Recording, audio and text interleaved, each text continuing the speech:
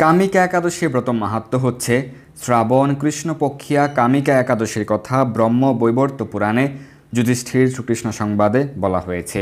যুধিষ্ঠির মহারাজ শ্রীকৃষ্ণকে বললেন, হে গোবিন্দ, হে বাসুদেব, শ্রাবণ মাসের কৃষ্ণপক্ষের একাদশীর নাম এবং মাহাত্ম্য সবিস্তারে আমার কাছে বর্ণনা করুন। তা শুনতে আমি অত্যন্ত কৌতূহলী। প্রত্যুত্তরে ভক্তবৎসল ভগবান শ্রীকৃষ্ণ বললেন, হে রাজন, পূর্বে দেবর্ষি নারদ প্রজাপতি ব্রহ্মাকে এই প্রশ্ন করলে তিনি যে উত্তর প্রদান করেছিলেন, আমি এখন সেই কথাই বলছি। আপনি মনোযোগ সহকারে তা শ্রবণ করুন।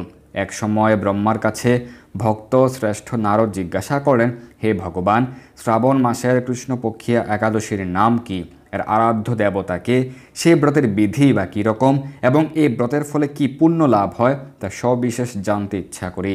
আপনি কৃপা করে আমাকে তা জানালে আমার জীবন ধন্য হবে।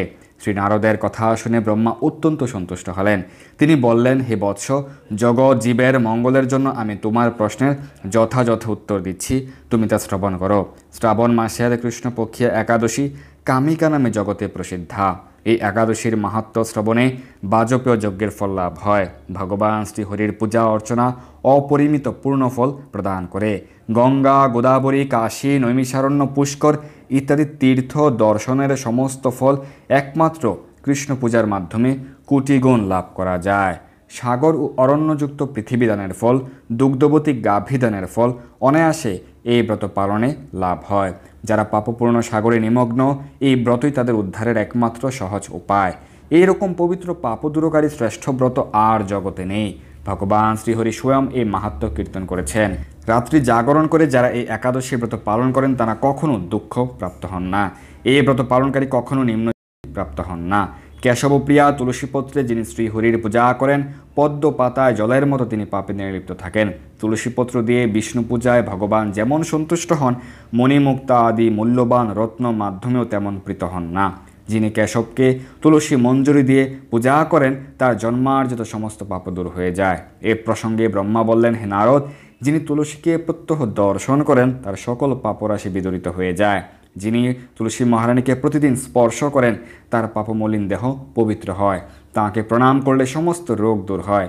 তাকে জল সিঞ্চন করলে যমও তার কাছে আসতে ভয় পান। ভগবান শ্রীহরির চরণে তুলসীপত্র অর্পিত হলে ভগবত ভক্তি লাভ হয়। তাই হে কৃষ্ণ ভক্তি প্রদায়িনী, তোমায় প্রণাম করি। যে ব্যক্তি হরিবাসরে ভগবানের সামনে দীপ দান করেন, চিত্রগুপ্ত তাঁর পুণ্যের সংখ্যা হিসাব করতে পারে না। তার পিতৃপুরুষেরাও পরম তৃপ্তি লাভ করেন। শ্রীকৃষ্ণ বললেন, হে রাজন, আমি আপনার কাছে সর্বপাপ দূরকারিণী কামিকা একাদশীর মাহাত্ম্য বর্ণনা করলাম।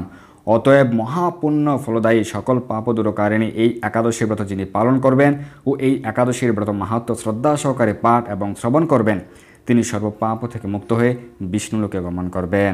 হরে কৃষ্ণ। এই দুর্লভ মনুষ্য জন্মকে সার্থক করতে যুক্ত হন কৃষ্ণ ভাবনায়।